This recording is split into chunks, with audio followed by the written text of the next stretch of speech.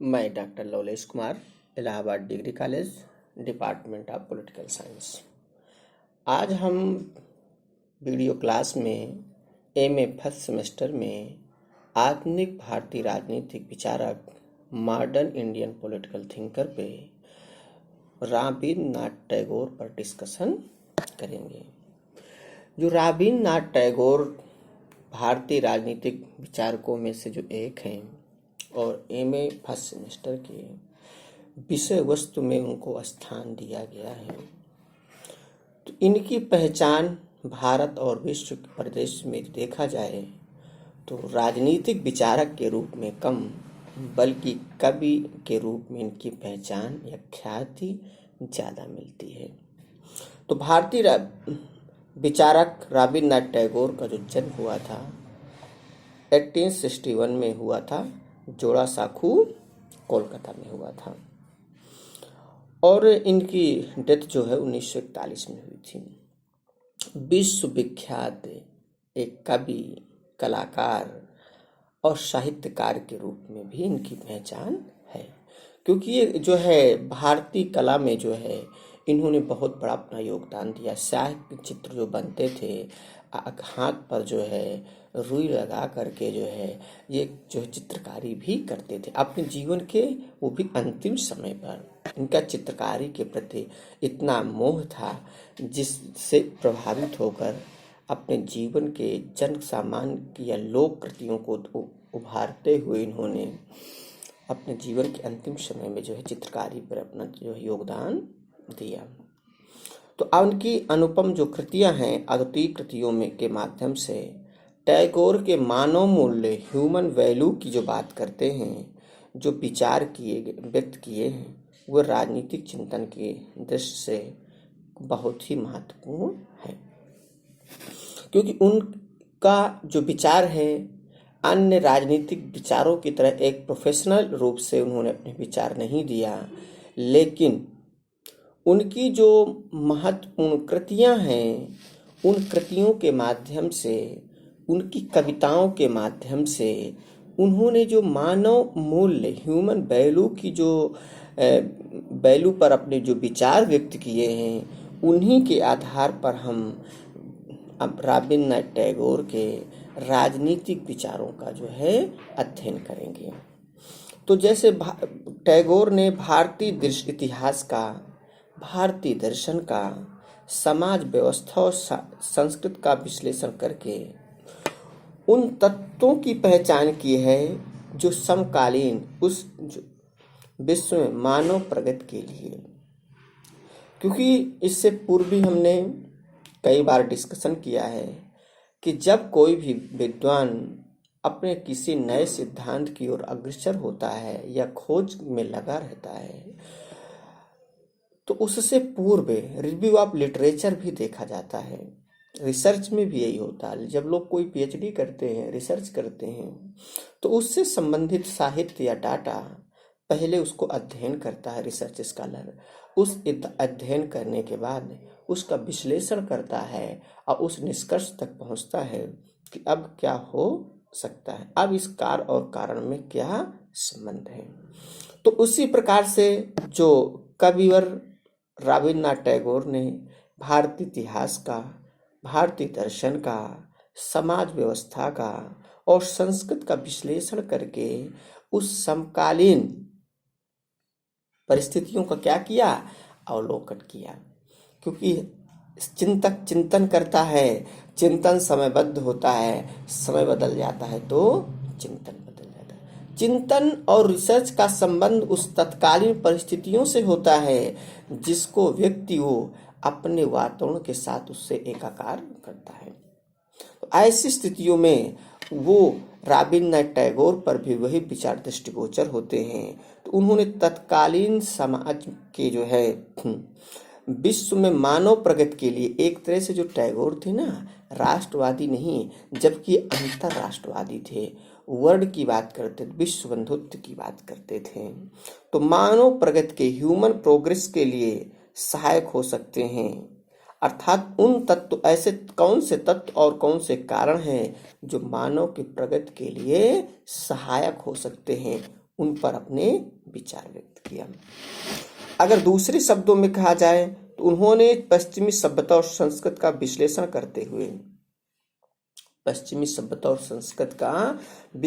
करते हुए यह निर्दिष्ट किया कि उनकी कौन कौन सी विशेषताएं मानव प्रगति के लिए, ह्यूमन प्रोग्रेस के लिए सहायक हो सकती हैं और कौन सी बाधक होंगी। उनके लिए कौन ब्रेकअप का काम करेगा, कौन प्रोग्रेसिव का काम करेंगी जो है। इस तरह टैगोर ने भारत एवं एशिया में यूरोपीय उपनिवेशवाद के विस्तार की ऐतिहासिक भूमिका को स्वीकार करते हुए भारत और एशिया में जो यूरोपीय उपनिवेशवाद का जो प्रभुत्व था उसकी ऐतिहासिक, उसकी हिस्टोरिकल बैकग्राउंड में जाकर के स्वीकार करते हुए कहा कि स्वतंत्रता, फ्रीडम, राष्ट्रवाद, नेशनलिज्म और अंतरराष्ट्रवाद, इंटरनेशनलिज्म की समस्याओं पर बहुत सार्थक विचार व्यक्त किए।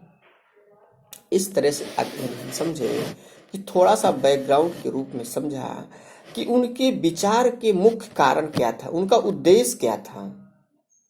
इस चिंतन में स्वतंत्रता के संबंध में, कंसेप्ट ऑफ फ्रीडम के संबंध में, स्वतंत्रता के संबंध में टैगोर का क्या उद्देश्य था और उसके राजनीतिक विचारों का क्या उद्देश्य था। वो किन बिंदुओं को लेकर के अपने राजनीतिक विचारों का प्रतिपादन किया। उस समय की प्रेजेंट ऑफ कंडीशन क्या थी, उस समय की सिचुएशन क्या थी, उस समय की सिचुएशन को दृष्टिगत रखते हुए अपने विचारों को जो है पुस्तिकाओं के जो है कहें तो पुस्तकों के लेखन के माध्यम से उनके राजनीतिक विचार जो है दृष्टिगोचर होते हैं या दिखाई देते हैं।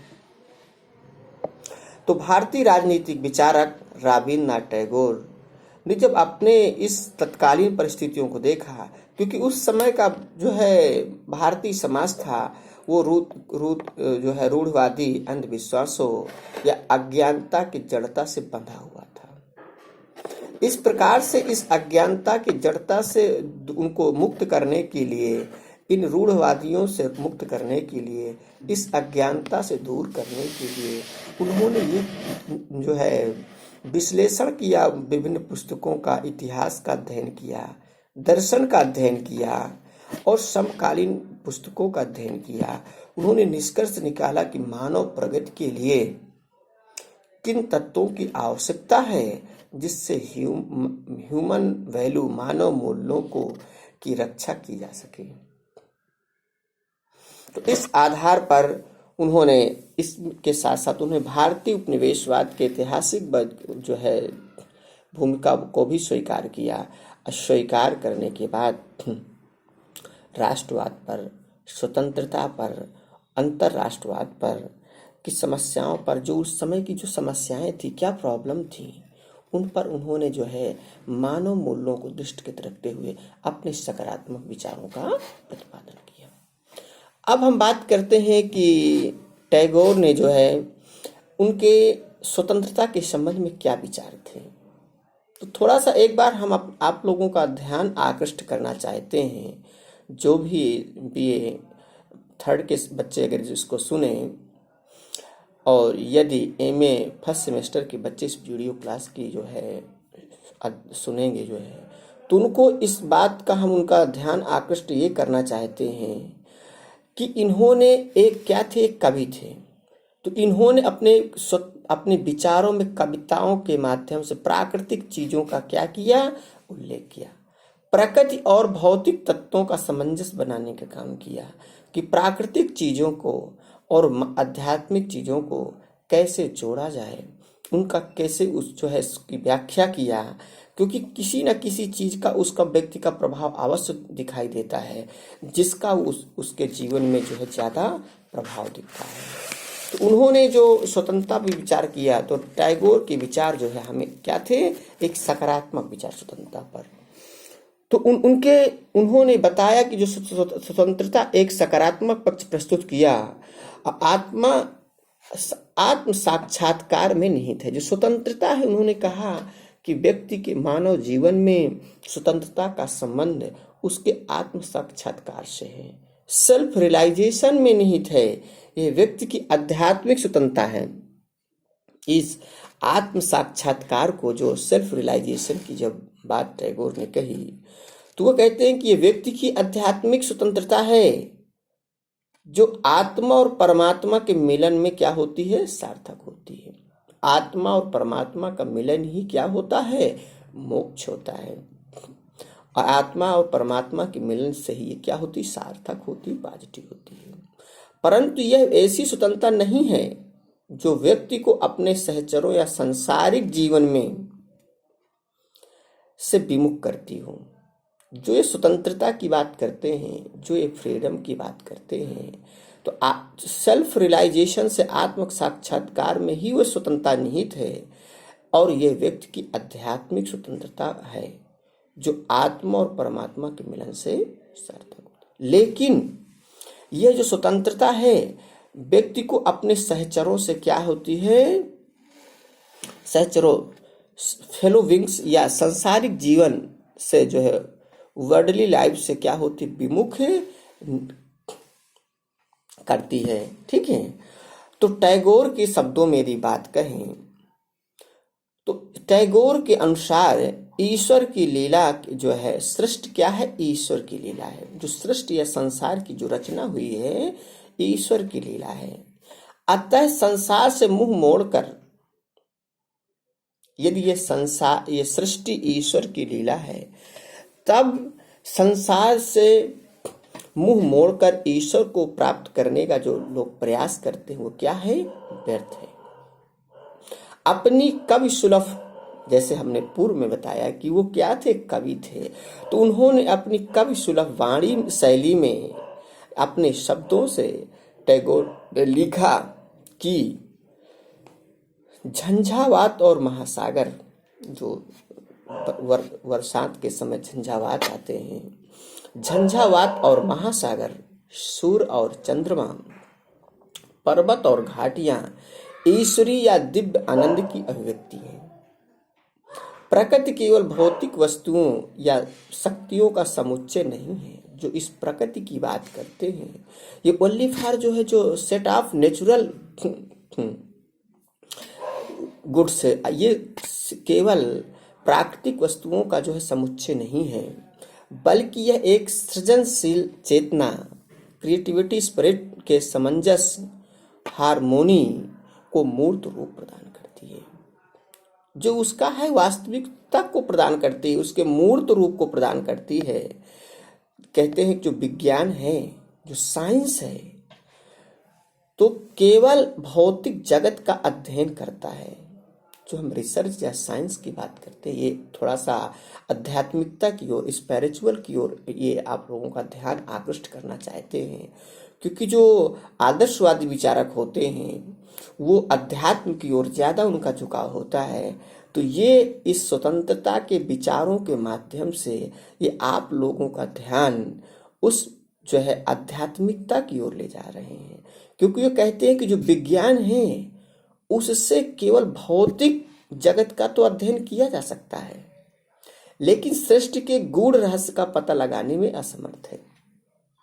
अब यही अध्यात्म है कि जो है आप भौतिक चीजों का, जो इस संसार की जो है भौतिक चीजों का, तो आप विज्ञान के माध्यम से, साइंस के माध्यम से आप उसका अध्ययन कर सकते हैं और उसका पता लगा सकते हैं, लेकिन सृष्टि के गूढ़ रहस्य के पता के लिए आपकी साइंस से फेल है, असमर्थ है। तो मनुष्य प्रकृति के सौंदर्य को पहचान कर उसका आनंद लेते हुए ही अपनी स्वतंत्रता का उपयोग कर सकता है, उस पर अंधाधुंध नियंत्रण स्थापित करके नहीं। टैगोर ये कहना चाहते हैं, ये टैगोर लोगों को संदेश देना चाहते हैं कि जो मनुष्य है प्राकृतिक सौंदर्य या प्राकृतिक सुंदरता को पहचाने कि प्रकृति की क्या जो है विशेषताएं हैं। अब प्रकृति के साथ तालमेल करके ही हम उसका आनंद उठा सकते हैं। हैप्पीनेस लाइफ के लिए हमें उस नेचर के करीब आना पड़ेगा। उस नेचर के करीब आने के बाद ही हम अपनी वास्तविक स्वतंत्रता की अनुभूति कर सकते हैं। और उस पर जो है एक तरह से डोमिनेंट या अंधाधुंध नियंत्रण स्थापित करके नहीं, मतलब एक तरह से आंख बंद करके उसमें कंट्रोल हो करके, ऐसा नहीं संभव। टैगोर ने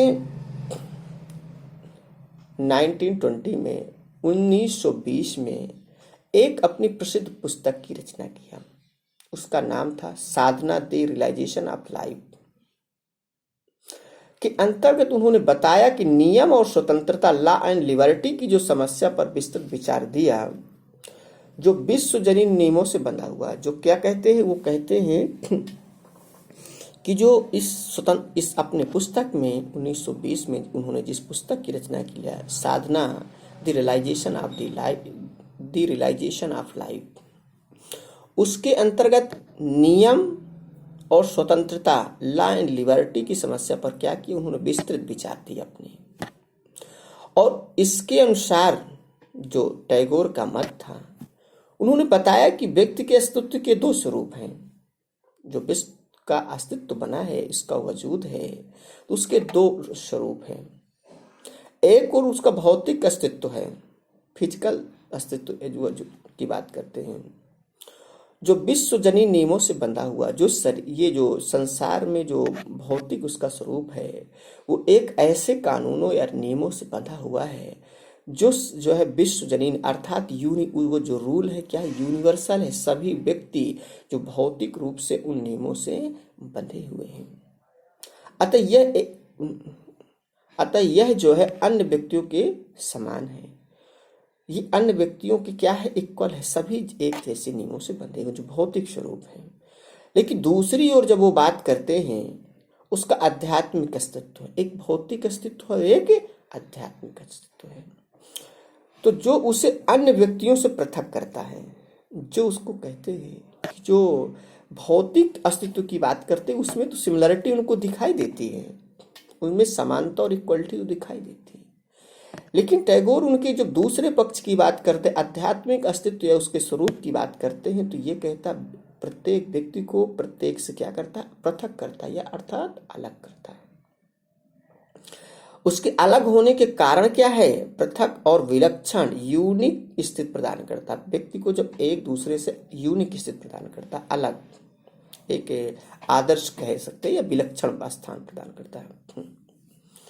संपूर्ण सृष्टि का भार भी व्यक्ति की व्यक्तिगता, इंडिविजुअलिटी को कुचल नहीं सकता। अर्थात इस प्रतिभा या विलक्षण को, सृष्टि का भार भी व्यक्ति की, अगर किसी व्यक्ति के अंदर इस तरह की विलक्षण प्रतिभाएं हैं, जो आध्यात्मिक विलक्षण प्रतिभाएं हैं, तो सृष्टि अर्थात इस संसार का भार, जो इस तरह दबाव कहते हैं, इस तरह भाषा में समझिए कि जो संसार का दबाव है, तो व्यक्ति के अंदर आध्यात्मिक विलक्षण प्रतिभाएं हैं, उसको संपूर्ण संसार के भार से भी दबाया नहीं जा सकता है।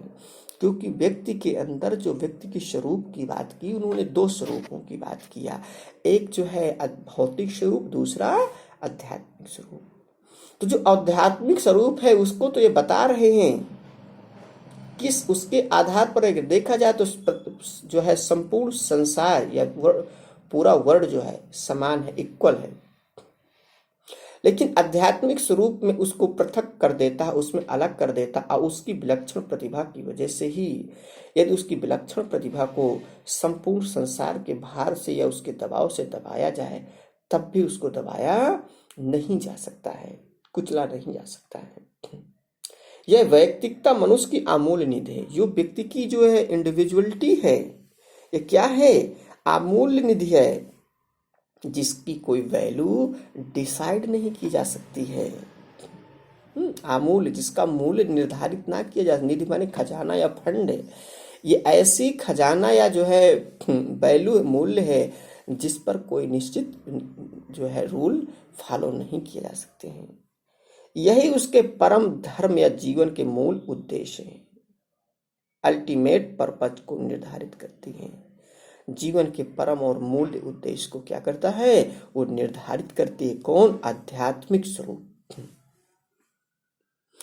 जिस प्रकार से उन्होंने एक वृक्ष का उदाहरण देते हैं कि बीज में जो जो वृक्ष होता है वो किस प्रकार से एक बीज में उसके संपूर्ण स्वरूप का आधार जो है सुरक्षित रहता है। वो कहते हैं कि बीज में संपूर्ण वृक्ष का रूप क्या है, धारण करने की क्षमता नीत होती है। किसके? उस बीज के अंदर छिपी होती है। नीत का मतलब वहां छिपी होती है। वैसे ही व्यक्ति अपने विलक्षण व्यक्तित्व के विकास की क्षमता नीत रहती है। जिस प्रकार से कहते हैं कि एक बीज में, जिस प्रकार से एक बीज में संपूर्ण वृक्ष बनने की क्षमता निहित होती है, उसी प्रकार से टैगोर कहते हैं कि एक व्यक्ति के अंदर अपनी विलक्षण क्षमता की वजह से या अपनी विलक्षण प्रतिभा की वजह से व्यक्तित्व के विकास की क्षमता निहित होती है। और हमने इससे पूर्व भी बताया था कि व्यक्तित्व बराबर होता है, पर्सनालिटी इक्वल होता है physical plus spiritual plus moral, अर्थात व्यक्तित्व बराबर होता है भौतिक धन नैतिक और धन आध्यात्मिक। कहते हैं व्यक्ति के जीवन में पैसा का बहुत महत्व है, तो यहाँ कहा गया है कि पैसा ही सब कुछ नहीं होता, लेकिन पैसे के बिना भी कुछ नहीं होता। इसलिए व्यक्तित्व को ओनली फॉर वन कंपोनेंट नहीं बल्कि 3 कंपोनेंट के साथ जोड़कर देखा जाएगा। और यदि उसके किसी भी एक तत्व को उससे अलग कर दिया जाता पर्सनालिटी से, तो संपूर्ण व्यक्तित्व के रूप में उसकी परिभाषा नहीं की जा सकती है। तो वो कहते हैं जो संपूर्ण क्षमता उसके व्यक्तित्व की निहित है, तो इस विकास के मार्ग में वो क्या करता है, आने वाली बाधाएं अर्थात जो रास्ते में जो ब्रेकअप आते हैं, उसकी क्या है ब्रेकअप, परतंत्रता अनफ्रीडम या पांव की बेड़िया चेंस, या तो आपको बांध दिया जाए या आपको स्वतंत्र रहने से वंचित कर दिया जाए, अर्थात कहा जाए तो परतंत्र हैं, आप गुलाम हैं, आप किसी काम को अपने मन और इच्छा के आधार पर नहीं कर सकते हैं। तो ये क्या है, बाधाएं हैं किसमें, व्यक्ति की पर्सनालिटी डेवलपमेंट में, व्यक्ति के व्यक्तित्व के विकास के लिए कि आप कहाँ जाना चाहते हैं, किस पुस्तकों का अध्ययन करना चाहते हैं, लोगों से क्या ग्रहण करना चाहते हैं। जब कोई बोल ही नहीं सकता तो आपको उससे क्या मिल सकता है, ये कल्पना नहीं कर सकते हैं। तो दूसरे शब्दों में कहना चाहते हैं कि आत्मनिर्णय, जैसे कहा जाए सेल्फ डिटर्मिनेशन की बात मत करते हैं, आत्मनिर्णय, हमको ये स्वनिर्णय करने का अधिकार होना चाहिए।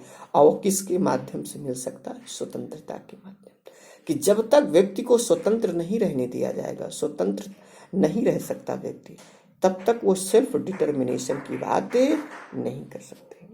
स्वतंत्रता का सार तत्व है स्वनिर्णय, सेल्फ डिटर्मिनेशन या आत्मनिर्णय भी कह सकते हो। किसी भी तरह की व्यवस्था, कंपल्सन जो बात होती, अनिवार्यता की बात होती, व्यवस्था की बात होती, यदि आप करना ही पड़ेगा ऐसा। अधीन किया गया कार्य, स्वतंत्रता क्या होता है, निषेध होता है, निगेशन ऑफ फ्रीडम है। स्वतंत्रता का क्या है, निषेध है कि आपको ऐसा करना ही होगा। यदि आपको ऐसा ही करना होगा तो ये क्या है, एक तरह से परतंत्र हैं, और आप उस काम को करने और ना करने में यदि आपको सेल्फ डिटर्मिनेशन की बात करते हैं, स्वनिर्णय की बात करते हैं, तो आपको वहां क्या हो गई, मिल गई, स्वतंत्रता मिल गई। हो सकता है उसके द्वारा आदेशित या उसके द्वारा दबाव में बोला गया कार्य आपके व्यक्तित्व के लिए क्या है, नुकसानदेह है, या आपके लिए व्यक्तित्व पर्सनालिटी के लिए ब्रेकअप है, बाधा है। तो जब बाधा है तो आप अगर ये सोचेंगे तभी उस पर आपकी स्वतंत्रता सुरक्षित है। तो इसी के संबंध में द रियलाइजेशन ऑफ मैन, मनुष्य का धर्म नामक पुस्तक में उसकी और विस्तृत व्याख्या करते हुए टैगोर ने कहा, बंधन के जितने भी रूप हैं, चाहे जिस रूप बंधन की बात करें, उन सब का गढ़ मनुष्य की अंतरात्मा है। उनका एक तरह से हब या सेंट्रल क्या है, ह्यूमन कॉन्शियसनेस, आत्म चेतना अंतरात्मा है, बाह्य जगत नहीं। उसका संबंध इस बाहरी दुनिया से नहीं है। यह वह स्थित है जब हमारी चेतना धूमिल हो जाती है, जब हमारी आत्म चेतना इस कॉन्शियसनेस में क्या होता है, एक तरह से लेयर चढ़ जाता है, जो है दिखाई नहीं देता है, धूमिल हो जाती है, हमारी दृष्टि सीमा संकीर्ण हो जाती है, हमारी देखने की जो सीमा की जो एक लिमिटेशंस है वो क्या हो जाती है, धूमिल पड़ जाती है, जो है संकीर्ण हो जाती, पतली हो जाती है। और जब हम वस्तु स्थिति का गलत मूल्यांकन करने लगते हैं, तभी उसी आधार पर जब हमारी दृष्टि संकीर्ण हो जाएगी और हम क्या करेंगे, किसी वस्तु की स्थिति का पता जब लगाते हैं तो ये क्या हो जाती है, उसका गलत मूल्यांकन करते हैं, उसका गलत असेसमेंट करते हैं। ठीक है, इस आधार पर टैगोर अपने विचारों का जो है प्रतिपादन किया।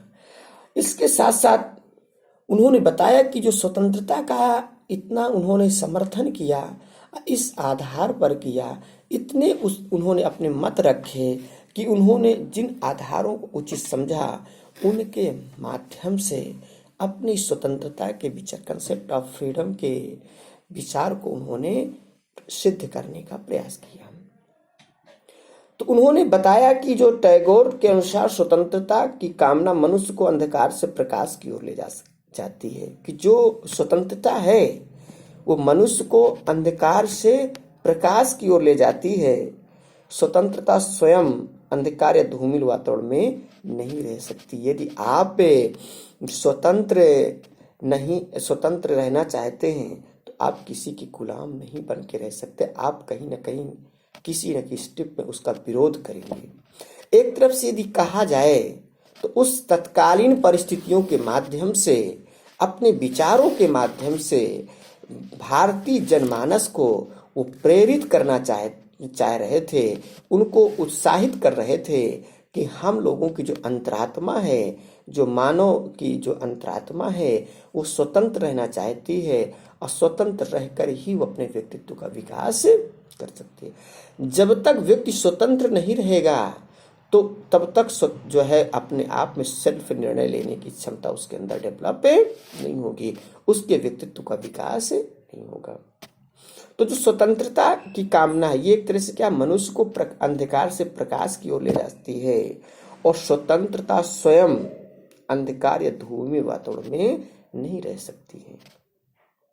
वो गूढ़ता अब सिक्योरिटी की स्थिति में मुक्त के लिए उस प्रकार से जो है क्या करती, छटपटाती है, जिस प्रकार एज बीज जब कोई क्या होता है जमीन में डाला जाता है तो अंकुरित होने के लिए छटपटाने लगता है, वो बाहर निकलने की ओर सोचने लगता है कि मैं कब बाहर निकलूं, और कली खिलने की मचलाती है। क्योंकि जब कोई बीज होगा, कोई पुष्प का बीज डालेंगे मिट्टी पे तो पहले अंकुरित होगा, पेड़ और पौधा बनेगा, अब पेड़ और पौधे के बाद उसमें कलियां खिलेंगी, और जब कलियां खिलती हैं तो उस वास्तविक आनंद की उसको क्या होती है, अनुभूति होती है, उस चीज को रियलाइजेशन करता है, वास्तविक साक्षात्कार या अनुभूति करता है।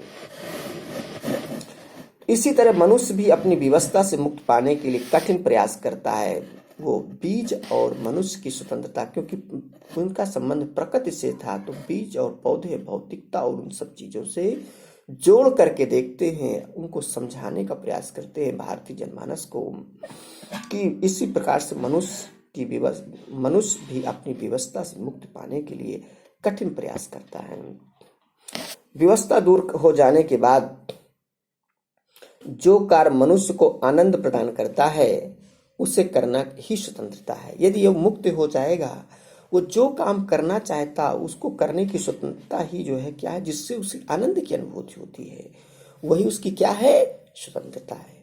लेकिन यहाँ एक बार हम फिर से जो है आपका ध्यान आकृष्ट करना चाहेंगे कि जिस आनंद की बात जो है पश्चिमी उपयोगितावादी विचारक जर्मी बेंथम करते हैं, वो किसी प्रकार के सुख और उसकी बात करते हैं, चाहे अच्छा हो या बुरा।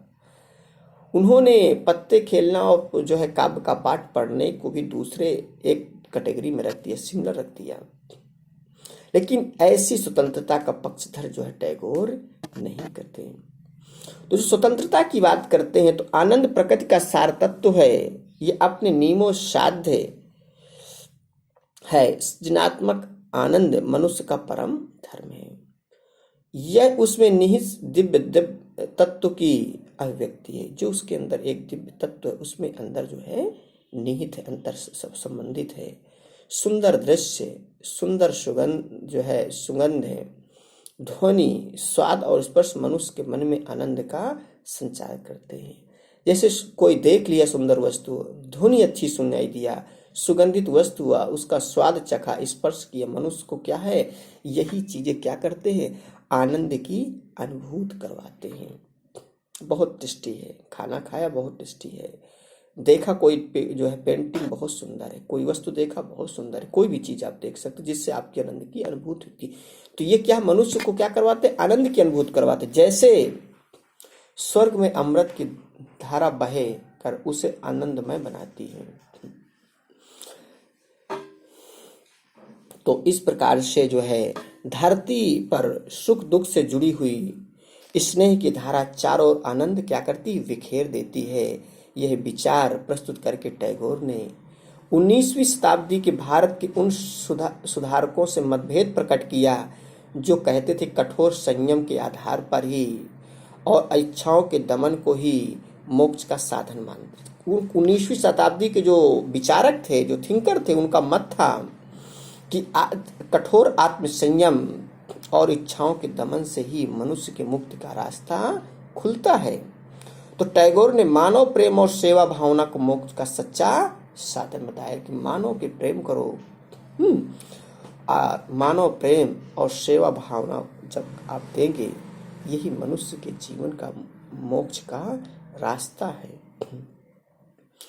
और इस प्रकार से उन्होंने अपने विचारों को, स्वतंत्रता के संबंध अपने विचार दिए और उन्होंने अपने विचार जो बताया, तो अब मनुष्य का धर्म में रिलीजन ऑफ मैन के अंतर्गत लिखा कि स्वतंत्रता के विकास का इतिहास मानव संबंधों के उन्नयन का इतिहास है। The history of the growth the freedom is the history of the perfection of human relationship.